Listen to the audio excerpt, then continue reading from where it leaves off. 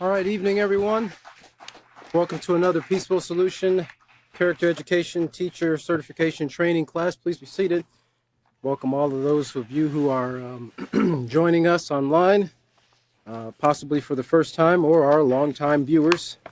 Welcome to the class. Welcome to the best, most practical character education program in the world. And that might sound like a bold statement, but we have thousands of people who are evidence of, still to this very day, evidence of its use. And so as you continue to follow along, we do encourage you to take notes. We encourage you, if you do have any questions, you can write to the Peaceful Solution at info@peacefulsolution.org. You can submit any of the questions that you might have concerning any of the material that's presented, questions on the application of it. If you're a teacher, how do you go about teaching certain things and getting certain points across, especially some of the touchy subjects. But, you know, we do tend to cover those things as we go across them or cover them, go over them, I mean, in the procedures, right? And showing you how, as teachers, you can apply these things in your classroom. And don't, underestimate the simplicity of the program, because it's oftentimes the simple things are what's overlooked, but they also are the things that produce the greatest effect in the minds of our youth. So we are in, like I said, we're in unit number 4. This is chapter 1 of unit 4, and this is the respect unit. Character, acceptance, and self-control preceded this one, and if you haven't, please, go to the drop-down menu and you can download all of the books, PDF form, up to where we are right now. We have another one that comes after this, that's responsibility, but you won't be able to get that. We're not skipping ahead until we get into unit number 5. But, feel free to download that, make copies, get it bound, make notes, draw in it, not color in it, but highlight it, the points that we make, cross-reference, which we do a lot of in these classes, because it'll help you, as it does us as teachers, to be able to go back and tie in information from the previous lessons into what we're covering at this present time, or whatever you might be covering in your class. So like I said, we are in chapter 1 in unit 4. And if you want to go back, we'll just go back to the procedures. This is gray tabs in your book there. And we are on Lesson Plan 1, page F and page G. And that was in procedure number 8, which was an optional activity, and we covered that before. Instruct students to turn to page 14 in their handbooks and read the section entitled The Question of the Day. Then, of course, play the song entitled Respect, which was done in William's class 2 classes ago. And that is the audio lesson. Allow students to discuss the section and tell how it relates to the words of the song found on page 15. Have students take turns reading scenarios found on page 16 through 18, and allow time for students to answer and discuss the questions. All right. So we're almost to procedure number 9. We won't quite get into it yet, because where we're picking up tonight is actually on page 19. And as you notice, it's not actually listed in the procedures, but of course, we do, as mentioned before, cover everything that's in there. The procedures just lay out the lesson plan for the information and the main points that are given in the unit. So you want to make sure in covering those procedures, they give you your purpose and objective. They show you the points that you're supposed to, the goals. They give you your goals that you want to accomplish as a teacher in that particular lesson. So if you remember what we talked about last class, we were talking about, William covered several of the scenarios, which were scenarios that talk about disrespect. And for instance, in scenario 1, disrespect for an individual and authority. Scenario number 2 talked about disrespect for the environment, possessions of others, and so forth. And we went over the questions afterwards. And that's, like I said, you want to make sure you give time to your students to go over those things, give them time to interact.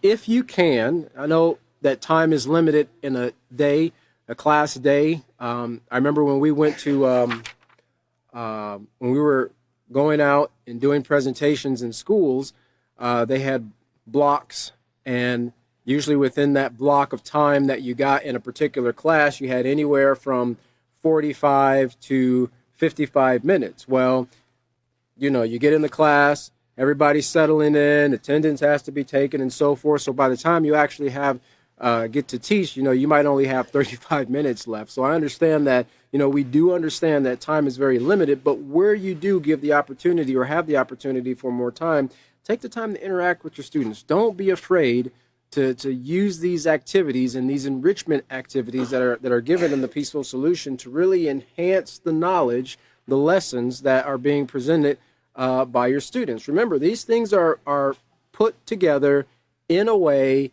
that students between the ages of 11 and 13 can easily relate to. Now, as you've seen in the previous classes, we've brought out some updated or up-to-date information, because a lot of this was brought out in the early 2000s. So we've basically brought up to this day things that young men and women can relate to. Most of them won't relate to record players and CD players and things of that nature. And some of the things that are mentioned as far as some of the influences, they probably won't even remember any of that stuff, because a lot of them weren't even born at that time. So, those examples help to support the lesson, but of course you don't change the lesson in presenting that, okay? So we covered those two scenarios on page 16 and 17, and then on page 18, which we covered last class, which was this past Sunday, we talked about the following example is an example of not controlling your temper and how this can lead to disrespecting other. And we read this article here of how a group of sixth graders, right? A group of sixth graders revolted against their teacher because the teacher wanted them to watch an educational program, but they wanted to watch Jerry Springer. So several of the class, it doesn't say that all of them, but several of the students in the class, they actually commenced to kicking, slapping, punching, and spitting on the teacher. Now, as we mentioned before, and we showed a couple of videos last class where teachers were expressing their frustration, right? How discouraged they were because they were in an environment that should be commensurate with learning. It should support the learning process, right? But they're having to, in some of these cases, actually fight for their lives, They have to worry about what is it that's going to trigger this student's emotion to cause them to lash out at me, or possibly am I going to have to go run interference and break up two students in the class that are not practicing self-control, that are not demonstrating respect for one another, that are not demonstrating respect for authority.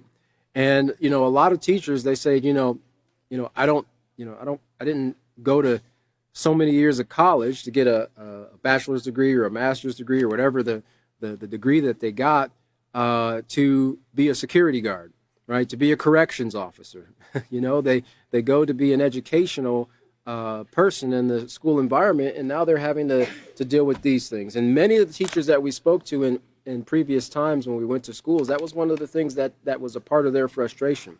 They spend more time correcting than they do educating, all right? Now, although correction is a part of education, we're not talking about correcting them because they didn't, get the lesson or something like that. It's because the students are out of control, okay? And like we mentioned in the previous class, this goes way back. It didn't start in the school, right? The school is just a place where they feel that they can kind of let go of themselves, because you heard the statement, birds of a feather flock together, their strength in numbers. When they have one person who thinks a certain way, when you've got 15 people who think a certain way, well, then they're going to feel a little bit more confident to go about and express their, in this case of this scenario here on page 18, displeasure with the teacher for not allowing them to see some quote-unquote entertaining Jerry Springer show. So we looked at that, and we looked at the questions, talked about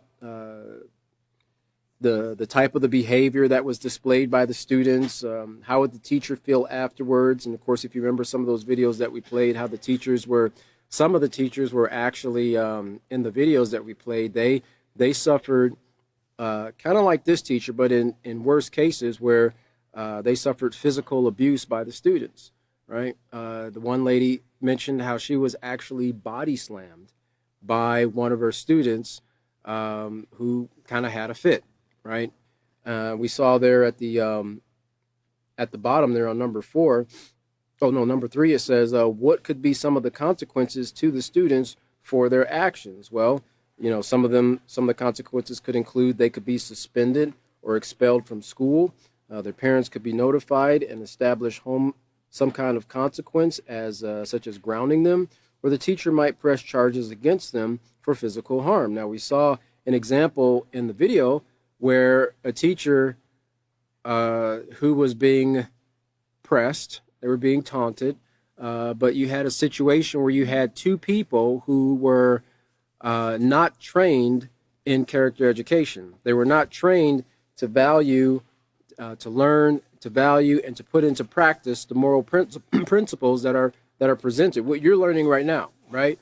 So as a result, that teacher kind of reached his limit, and he struck out at the student, and a fight ensued. Now, it would be easy to say, and as you saw in the interview, the teacher, he's the one at fault, right? Some people said the student was the one at fault. Well, the people say, well, the teacher, he's the adult, he should be able to maintain his composure, and that might be a little bit controversial to say this, but it's neither the teacher nor the student who is at fault, because they have not been given the foundation, they have not been given the education.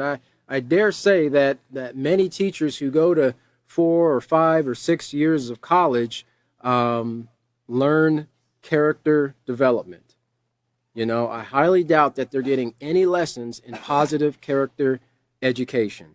Okay, had they been, then that teacher more than likely would have responded differently, because that was a part of his curricula. That was a part of the basis of his the foundation of his training as a teacher, and he would have, even in the face of adversity, where his resolve for practicing self-control would have been tested, he would have maintained it. He would have held his own, right? So from the standpoint of a peaceful solution teacher, we don't look and point the finger at anybody in this situation, because, as we've said many, many times, people have to be educated, okay? They have to be educated to know the difference between right and wrong. And I know it's easy to say, it's society says it all the time, you ought to know the difference between what's right and wrong, right? A lot of thieves know the difference between right and wrong. A lot of alcoholics know that they shouldn't get in a car and drive, after they take a drink. A lot of people know the dangers of doing drugs and abusing prescription drugs.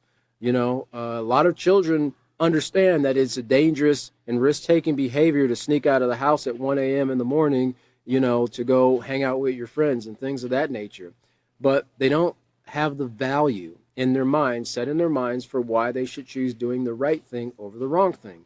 They don't stop and think about the consequences that could arise, that could occur to them or someone else if they make those types of choices. And that's the problem with a lot that we see in society, is people engage in risk-taking behaviors. They engage in impulsive behaviors because they don't consider the consequences, okay?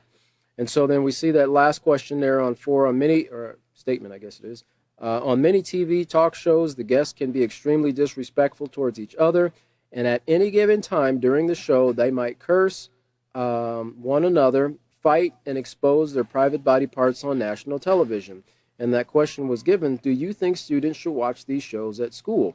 And how could these shows influence disrespectful behavior? Remember what we covered all the way back in the first 3 units, pretty much every unit of the prior 3, we talked about influences and how powerful influences, and how entertainment industry is one of the main influencing factors to the minds of people in general, but to the minds of young people. Okay, they know how to.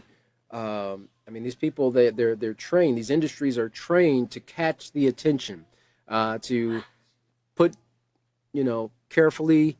It's not worded, but melodies, right? Special, careful melodies in there to grab the attention of the young person, to draw them in and have them pay attention to the words or the activities that are taking place on the screen. And some things are educational, right? As the parent, it's up to us, or the teacher, it's up to us to kind of, filter that for our students or our children.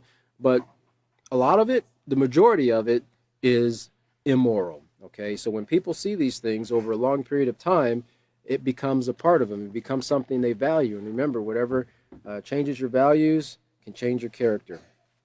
All right, so let's look over to page 19 here. And we're talking about, we're going to go over about 4 points here. And these are some of the things that, these are presented as a statement, right? But also a question, but also as a statement, right? And so you want to get your students, and even you as a teacher, take the time to really think about these things that are presented here, because in these 4 points here, and we're going to get to them, a lot of students might not ever, and we hope that they don't, ever encounter any of these situations, right? But I can guarantee you there are students who are currently in, or have been, or possibly even getting ready to get in these types of situations that we're going to cover here. So, the point is not just to present some pretty words and things like that for your students, something to kind of fill the space between page 18 and page 20. The point is to get your students to think. Remember, a part of interacting with people respectfully is also having compassion, right? When you're getting to know people and you're taking into consideration, what another person might be going through, these scenarios help us to consider that, okay? So let's look at the first one there. It says, can you imagine a school without teachers, right? And some students might yell out and say, that'd be the best school ever. I'd sign up for that, right? But really, there'd be a lot of chaos if there was a school without teacher. Imagine the city that you live in right now, wherever it might be. Here we're in Abilene, Texas, the headquarters where the Peaceful Solution is. And Abilene's a city of about 125, 130,000 people, give or take, a little bit bigger when you consider the other surrounding cities that depend on Abilene.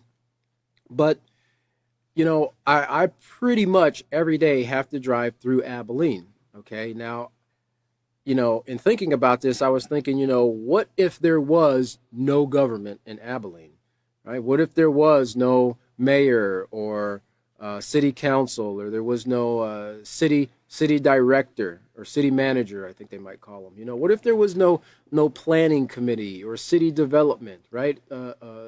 People that maintain parks, people that maintain the roads, the road engineers, traffic. What do they call it? Traffic management, right? Those are the guys that work on the traffic signs, the stop signals, the yields, the turns, those type of signs. Imagine if those things weren't there. Imagine coming to an intersection for the very first time. You've never been to Abilene, and there's no stop sign, but you don't know that cross traffic doesn't stop. Okay, you think you might have a right of way. Well, of course there would be an accident. Potentially there could be an accident. But in these environments that we have, and a lot of times people, they look at this 9-letter word that we're going to cover here, they look at it as a negative thing, but it's necessary in life. It's necessary in all aspects of life. And a lot of young people think, well, I can't wait till I'm 16, and when they're 16, I can't wait till I'm 18, and when they're 18, I can't wait till I'm 21, and when they're 21, I can't wait till I'm 35 so I can run this country, right? They're always looking for the next age until they get into their 50s and 60s. Man, I would that I was 19 or 20 again, The thinking kind of goes backwards, but they're always looking towards the next thing because they think that there'll be less of a grip, or there will be less of a, not grip, but they won't have to answer, right? They won't have to answer to authority, and they can just do anything they want. Well, that's a fallacy, right? You get a job, there's an authority there. You have to be at work at a certain time. You have to work a certain amount of hours. You have to follow the rules of conduct while you're at work, right? You can't take things that don't belong to you. There are rules that govern everything, and there's an authority that sets those rules. And that's something that, I try to stress as a teacher. I try it as a parent. Try to stress as much as I can that there's nothing wrong. People should not look at authority as a negative thing. Usually they stop looking at it as a negative thing when they're the ones in authority.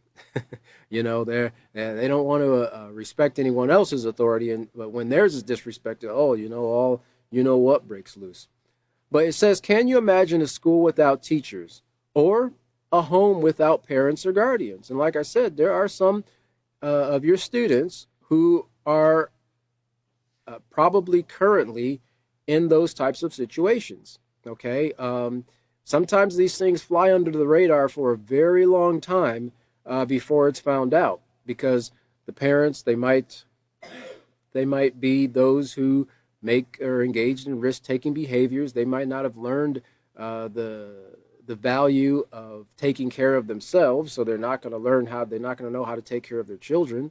And so they might not spend a lot of time at home. And as a result, a lot of those children spend a lot of time at home by themselves, sometimes for several days on end, having to fend for themselves, having to feed themselves. And sometimes there's no utilities even in those houses. And, imagine being in a house with just you and a few other siblings. Some of those siblings are still infants, and there's no electricity, or no gas, and the house is cold, and there's hardly any food in the refrigerator. Okay, these are some of the difficulties that a lot of young people go through in today's society. And I'm not talking about some other country, over in another continent or something. I'm talking about right here in the United States, in Abilene itself. So it says, if you can imagine those things, or can you imagine those things, then it gives the instruction here, right? It gives you the solution. It lays the foundation for why we should have respect and value and appreciation as well, right? For the points that we're covering. In this case, teachers, parents, or guardians. It says respect authority. So if you can't imagine that, or if you can imagine that to some degree, then of course respect authority. I want to jump back over to, well, you might not have yours, but I have mine, and I'll read it for you. In the acceptance unit, page 9.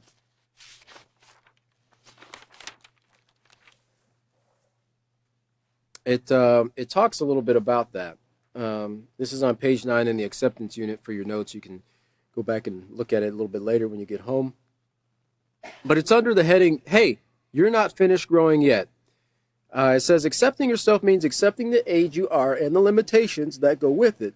Because you're not yet an adult, you are limited in the choices you are allowed to make. For your own safety, as well as your physical and intellectual growth, your parents, teachers, and other authority figures instruct, guide, and monitor how you are being influenced, the decisions you make, and how you conduct yourself. And of course, like I mentioned before, a lot of these things don't just stop with, let's see here, just had a note here. A lot of these things don't just stop with being a child. There are, I was looking before I came up to class here, I was just doing a little bit of research looking at there's a lot of television shows and movies that have been banned in different countries from the United States. A lot of very popular television shows and movies and that have been banned, sitcoms and things of that nature, because of their highly sexualized content, the promotion of certain alternative lifestyles, their activities engaging in drugs. It kind of promotes the drug culture, the gang culture, and things of that nature. And some of those countries, they've actually banned those shows from coming in because they understand the power of influences. It was I can't remember, but it was one show that was a popular show in the United States. But the country Turkey actually banned it after two young men had actually, they're about 8, 9 years old, actually jumped off of a balcony trying to recreate something that they saw on television. Now, they didn't die as a result, but they did injure themselves. And the whole government was like, well, we need to cut this out because these are types of things that are influencing our children. If they can influence our children by just seeing those things, imagine what they could do to someone when they get a lot older and are in a position where they can make choices that greatly affect society. So it says, remember, it is their responsibility. Now, this is still on page 9 in the acceptance unit, speaking of authorities, parents, teachers, and so forth. lost my place. Oh, remember, it is their responsibility to help you grow into the best person you can be. So even though you might be instructed on what time you should come home, who you should be friends with, and what time you should go to sleep, and even what you should eat, keep in mind that it is really for your benefit. And then it gives here a humble, thankful attitude. This is in the second paragraph. Leaves no cause for conflict. Without a humble attitude, being instructed on what you should do and should not do can seem frustrating. At the very bottom paragraph there on page 9, it says, the moral character trait of humility will help you accept instructions and guidance with a positive, respectful attitude instead of arguing, becoming angry, or refusing to obey. A humble person is willing to learn, be taught, and follow directions. So when you're asked to have a humble attitude, in essence, you are being encouraged to be willing and open to improve yourself. And this is why it's accepting authority or respecting authority is very important, because arguing, not following the instructions, giving a hard time and so forth, or even going and gossiping, trying to convince somebody else that what the authority said, yeah, you don't have to follow that. Those are all forms of disrespect for the authority, okay? And of course, they can bring harm to yourself and others. The next point there, it says, imagine a world without the things you own. No food, clothes, shoes, or home. Respect your possessions. Now, in the character unit here, just go back really quick. I don't want to spend too much time because we've gone over it many, many times. I always like to go back to these 3 basic categories of morality because they follow us throughout this entire unit here. But if you look at on page 8 in the character unit in chapter 1, it talks about morals. What do they have to do with my character? And then on the kind of about the second paragraph there under the right and wrong slash there, it says morality can be divided into 3 categories. And if you look at number 2 there, it says behavior and attitude towards possession and property. Okay, a lot of times people aren't taught, and that's typically what it is. Young people just aren't taught. They think that their parents are made of money, and if they ruin this item, this shoe, this belt, this book bag, this computer, if they have a computer to do their homework, or the book that they might have been given, a notebook, mom and dad will just buy me a new one, right? I'll just get one. It's like what they call the ATM, the anytime money machine, you could just go right to mom and dad, slide in your card, punch a couple buttons, and boom, there you got a new item. Well, the case is, the actual fact is many parents struggle. Now, they might not let their children know this. I didn't realize a lot of the struggles that my parents were going through until I got much older. That's how great that my mom was, and seeing to it that we had our needs met without us being burdened by the fact that it was difficult, right? It was difficult, very difficult things. So parents might not discuss those things with children, but it doesn't mean that they didn't have to work hard to buy that $2 notebook, or that $30 pair of shoes, or that $50 jacket. Well, this is why they try to get their children to understand, take care of your belongings. I try to express that to some of my children. I say, I have things. I used to like to collect, model. I don't know if you remember Franklin Mint. They were a company that did models of die-cast models of, items, trucks, cars, tractors and equipment and implements and all types of things they made. I remember showing them a semi-truck that I had, a Peterbilt semi-truck that I had, and you can open it and turn the wheel and open the doors and pop the hood and everything like that. And someone asked me, can I have that? I'm like, no, you can't have this. My dad gave it to me, and I literally have had this for the last 20 plus years, right? And all it has on it is a little bit of dust. I think one of the little antennas broke because it broke in the movement when I moved from one place to another. But I'm like, your reputation is established. You guys get something and it'll destroy it in like 15 minutes and just say, oh, it broke.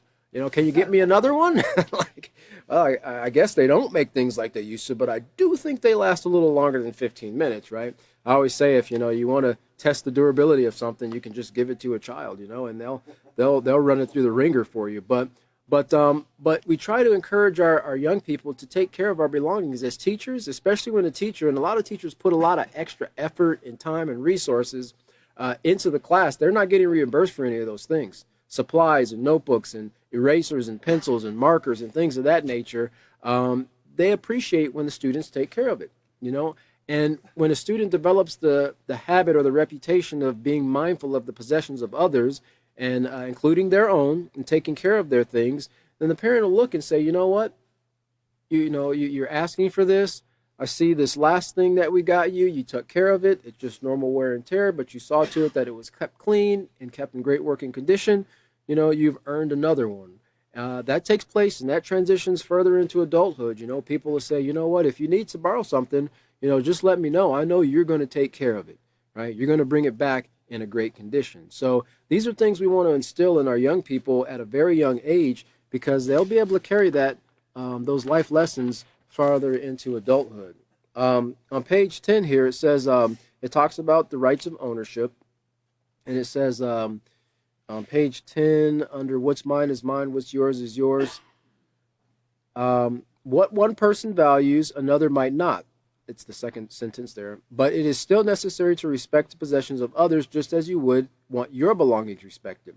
Did you know that you have rights concerning what belongs to you? And this is called the rights of ownership. And then on 11 there, it talks about, in the first paragraph, it says, authority over one's possessions means you have the right to decide who uses your possessions, when they are used, and how they are used. Not being able to accept someone's decision about their belongings usually creates conflicts and hurt feelings. And so the point I wanted to give you there was just that, you know, when we do have belongings, we have to recognize that, yes, even though we do have rights concerning our possessions, but we should also see to it that we take care of those things as well. Because some people just don't have these things. Some young people, they don't have a home to go to at the end of the day, a house to walk into, a bed, a nice bed to just stretch out and, you know, relax, you know, kick their feet up, a pillow to lay on. I want you to look at this next video here. It's video number 1, because these are some young people who are, this is an interview, I think it's CBS News, with some of the young people who actually are homeless, right? They're dealing with this on a daily basis. But take note also of this, the young woman in this video and her attitude. You know, I almost think she'd taken a peaceful solution course, but I don't think I've ever seen her in any of the classes. If you could play video number 1 for me. This is the home of the Metzger family. Ariel, 15, her brother Austin, 13. Their mother died when they were very young. Their dad, Tom, is a carpenter who's been looking for work ever since Florida's construction industry collapsed. When foreclosure took their house, he bought the truck with his last $1,000. How long have you been living in this truck? About 5 months. What's that like? It's an adventure. Yeah, that's how we see it. Yeah, it's not really that much of an embarrassment. I mean, it's only life. You do what you need to do, right? Hi, Daddy. The Metzgers blend in with more than 1,100 homeless students in the Seminole County schools. At Castleberry School, we met 15 students who've been living in cars. Well, I worried that someone would just break in and steal my mom's purse. Jade Wiley is 8 years old. She spent 3 weeks living in her car. Did you think you were ever going to get out of the car? I thought I was going to be stuck in the car. And how did you get out of the car? Well, there's this nice lady named Beth, and then she gave us a lot of money so we could stay at the hotel, and now I'm staying at the hotel. She said that a nice lady named Beth came and gave the family money. Well, a nice community came. I just delivered it. Beth Davalos runs programs for homeless kids in the Seminole County schools. She helps them find temporary shelter, but it's tough. Of all the homeless families in Florida, 2/3 are living on the street. Why is it happening right now? People are running out of resources. The unemployment runs out, their savings run out, and before you know it, they find themselves living in their car because they just ran out of all options. The kids we met, like the Metzgers, clean up in gas stations or YMCAs. They keep up appearances by day and search for safety by night. You sound very adult to me. You had to grow up pretty fast. Yeah. Every time I see like a teenager or any other kid fighting with their parents or arguing with them and like not doing what they're told, it really hurts me because they could be in my shoes, and of course I don't want them to be in my shoes, but they need to learn to appreciate what they have and who they have in their life because it may be the last day they might have it. Ariel and Austin Metzger spend their days in the city library. They say education is their way out. You can see Scott's full report this Sunday on 60 Minutes. Yeah, that was a great attitude that young woman had. But you know, the words that she said really kind of mimics what we're covering here, you know, appreciation and value, and they have their mind set on the right thing, which tells me that their parents instilled some basic moral values in their lives, because many adults that will be in that situation would not have that same type of positive attitude. So, but but the point is, there are people who live this, right? This is a problem in society right now. California, Skid Row, and many other places, it hasn't gotten smaller over years, and a lot of these people who are out there, these are people who had education. These are people who have degrees. These are people who had houses and so forth, but times change for them. So this is why we need to respect our possessions. You never know, like the young lady said, if it could be the last day you have it, or if it could be taken from you. So let's look at the point number 3 there. It says, can you imagine a world without trees or flowers or clean air to breathe? Now, if you remember what we covered in the self-control unit in regards to self-control in the environment, we talked a lot about the dangers of man-made pollutions and the effects of not practicing self-control with how we handle or interact with our environment, and the consequences that can come into the environment as a result of it. We see many streams and rivers that are polluted. I think the great plastic island, in the ocean is just getting bigger and bigger and bigger. A lot of these things are being dumped off of ships, cruise ships, cargo ships. That's where they dump their waste. They don't pull up to the landfill and throw all their trash bags out there. No, they're just dumping these things off in the oceans. Well, the marine life, the ocean life, they're having to suffer with these things. They're encountering things and consuming things that they were never designed to consume. And of course, as a result, marine biologists, scientists, and so forth are seeing a change in even the mutation in the development of a lot of these creatures. Well, the things that affect the oceans affect the air, affect the water, affect the rain, affect the earth, affect the plants. You see the cycle and how it goes back around and eventually comes back to mankind. So this is why we need to practice self-control and show respect to our environment by taking care of it. Character also talks about that, respect for the environment in the 3 basic categories of morality. Let's see, in the self-control, did I bring that with me? And I didn't.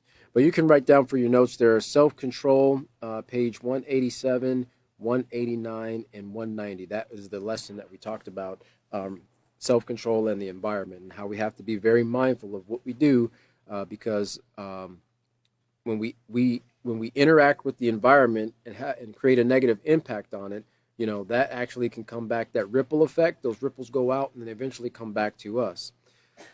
So what would life be like if we actually did not have trees? Take a look at this next video here. We're going to take a look at that, what potentially it could be like. Video 2, I'm sorry.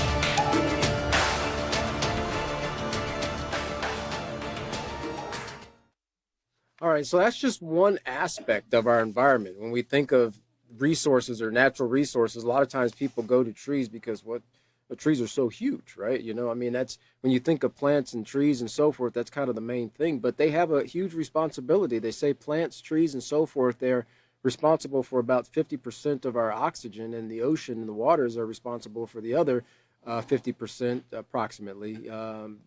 That they produce oxygen through phytoplankton and things of that nature. So, you know, that biodiversity that we have in forest, a jungle would not be what it was if it didn't have the canopy of trees, right? And there's so many things, as you saw in the video, that we actually depend on. And so instilling these things in our young men and women to help them to understand that everything in their environment, even if they don't understand what its purpose is, it has value, okay? And no, they shouldn't go and start, ripping plants out when they're walking home from the school and, breaking things and that are in the environment, because they just never know. And this would be a great opportunity for presenting, a way for them to be educated in different things. And I know they probably go over that in biology class or science class or things of that nature, but there's nothing wrong with introducing little bits and pieces, like, a lesson for the day about something in our environment. Did you know, right? Did you know that this particular plant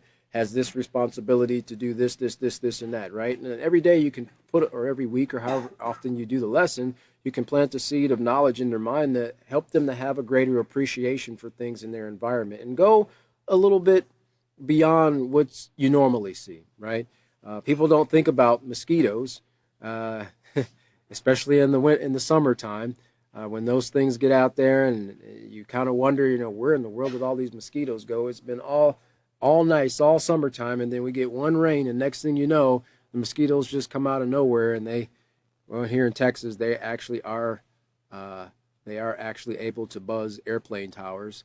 That's how big they are, and potentially carry people off to different locations. But I'm just joking. They're not that big in Texas. But the mosquitoes are pretty plenteous here. Not quite like the Amazon and so forth. But you don't think about it, but mosquitoes have a very beneficial part to play in the environment. They have a very beneficial part to play in the ecosystem. And if all the mosquitoes were wiped out, eventually we would see some sort of deficit in the environment. Mosquitoes are also pollinators, just like bees are. We just, bees get all the glory for pollination, but there are a lot of insects that are pollinators. There are a lot of animals that are actually they help with pollination and so forth, plant transferring seed and so forth. But just keep those things in mind. And like I said, look for opportunities where you can, draw your students in and help them to appreciate, have a greater understanding for things within their environment as we cover certain points within the lesson. All right. So let's look at the fourth point there. It says, would you like to live alone with no means to communicate with anyone? Respect all people. And of course, I don't know if I'm sure many of you did. I kind of paid attention to the news during the time period of COVID. There was a lot of depression that arose during that time period, because when people were in isolation or lockdown, they weren't able to get out and interact with people, not even families, right? They weren't even able to go out and travel with families. They weren't able to go to work. They weren't able to go to school. And there was a lot of depression. There was a lot of social anxiety, and with the pandemic and everything, that was taking place. And this is actually a real thing, with what we call social distancing. But it says, in talking about this here, this was from the Yale School of Public Health. Let's see here. I just want to get the main point so I don't run out of time there. Yes. It says, sorry. A lack of social support can increase the risk of a variety of mental health problems, including depression. Lowe told Huffington Post. It says, although people are connecting virtually, now this is during the time period when the lockdowns were taking place with COVID-19, but they were able to see on a large scale how this affected people mentally when they weren't able to, get together and socialize and communicate. And I don't mean going out to parties and stuff. I mean just being able to have that human connection and talk to someone and interact with someone. They got to see it on a large scale, pretty much almost on a national scale. It says, although people are connecting virtually, that's not always equivalent to the types of support that people get from a large variety of social network members, neighbors, colleagues, store clerks, etc., on a regular basis. And like the old saying, you don't whisk the water until the well runs dry. You don't miss certain things and certain interactions until you don't have them anymore. You don't realize that you actually appreciate it, seeing the guy that, that sold you your can of Coke and your chips that you bought every morning, for your lunch break, or the bus driver greeting you and saying, morning, I hope you have a great day, until they're not there anymore. And so this is what it's saying, would you like to live alone with no means to communicate with anyone? There have been people who have actually been stranded in places, going on hikes, maybe they have an accident, getting trapped in an avalanche or a snowstorm, so they have to dig a cave in a hole somewhere, or even a plane crash or a shipwreck, and they're literally trapped on a deserted island or something like that. And they say, you have to really struggle to not mentally lose it when there is no one around but you, right? And so, just keep those things in mind, because there are a lot of negative mental effects when we're not able to have this, including, we're going to look at another video here, the last one that we have here, the negative mental effects that a lack of the ability to communicate, a lack of ability to be able to socialize with people has on a particular group of people, and that is those who are incarcerated. Now, I've talked to several people who have been in what they call the hole, who have been in lockdown, who've been in solitary confinement, who've been in isolation for any period of time, and they said it's, for some it might be great initially because you kind of get away from everybody, but eventually it becomes a torture, right? You need that interaction with people. Let's look at video number 3 here to hear these men's testimony.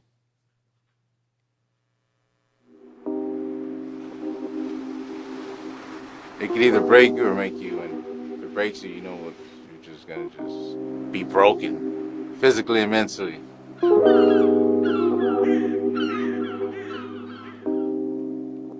Oh, I haven't seen a tree or a plant since 2003.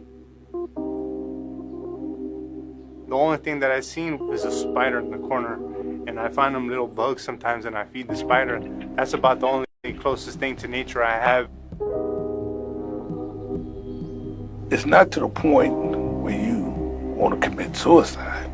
But sometimes I'm at the point that I be wanting to write the judge, say, just give me the death penalty. Just give me the death penalty, man.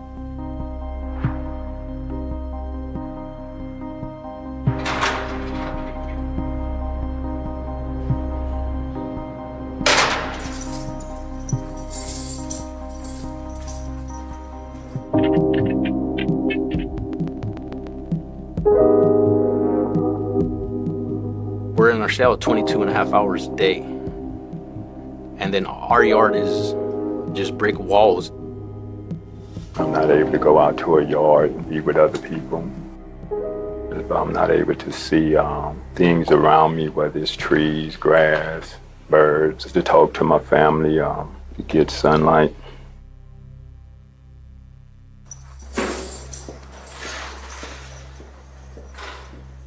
You had people in here that's been in solitary confinement longer than I've been alive. If you could put every emotion of the human spirit of hopelessness, pain, agony, hatred, frustration, a sense of continuous silently screaming, all these emotions, and while you're locked in this cage treated like some animal, most people wouldn't even treat an animal like that. An animal who was suffering pain, they would take him to the vet and do something for him. Like, I had to take a lot of deep breaths before I came in here. Just being around people, it's not awkward. It's a good feeling, but it's still an anxiety feeling because I haven't been. It's like, wow, I'm around free people. I'm around regular people.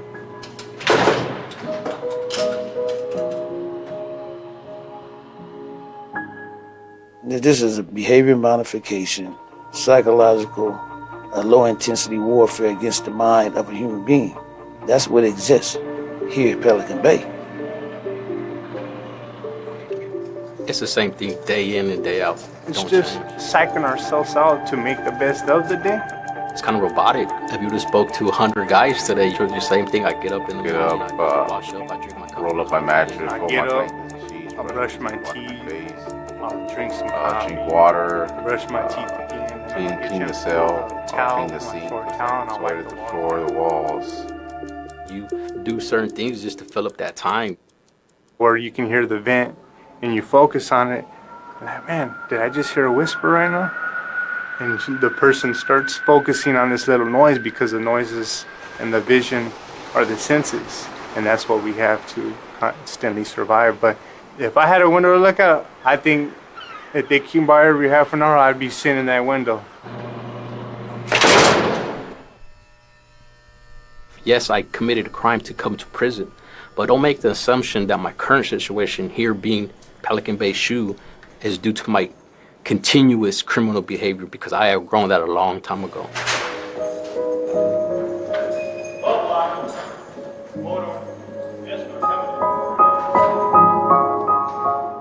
Humankind has a history of ugliness, and humankind also has a history of beauty. It's in all of us, and you need laws to have a society not go into chaos. Ultimately, people have the ability to look at what is bad and good in a way that is not insulting, not aggressive, not with bullets, through psychology, creating a better understanding of each other. Everybody deserves a chance. Thank you for taking your time to hear my voice, because our voices are rarely heard. Okay.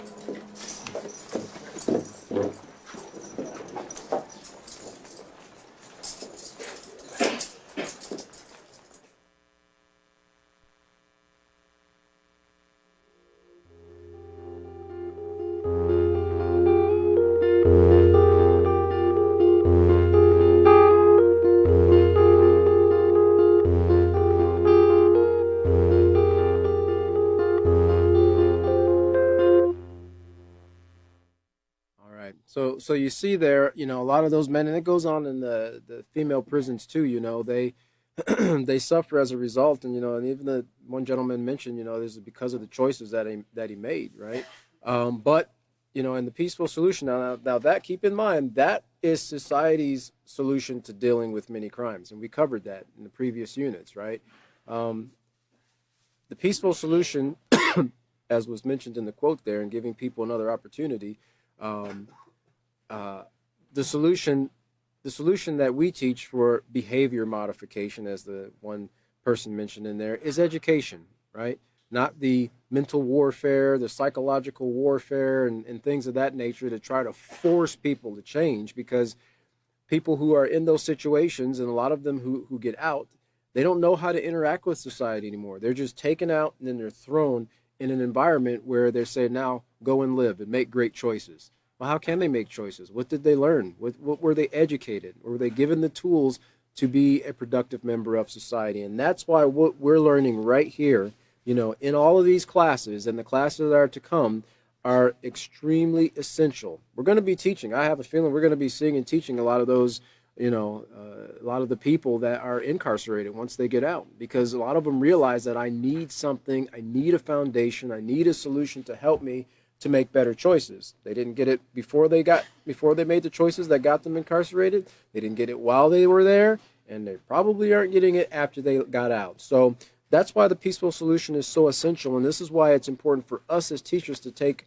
our learning very, very importantly, take it to heart, because what we're learning, we're actually going to be able to teach others and role model these things, and that'll begin the process of changing society one heart and mind at a time. But it says at the bottom here, it says, how important are people, things, and the environment to you? And this is a question that you can leave your students with, at the end of the class. How important are these things? And they don't necessarily have to give you an answer, but we can, as teachers, we're able to kind of gauge, because we've been paying attention and learning everything, and we know that every action begins with a thought. We can see the importance of what a person has, how they care for it or how they don't care for it. It's based on their value, the value that they have for it. What's going on in their heart and their mind, right? Is the environment important for them? Is their possessions important to them?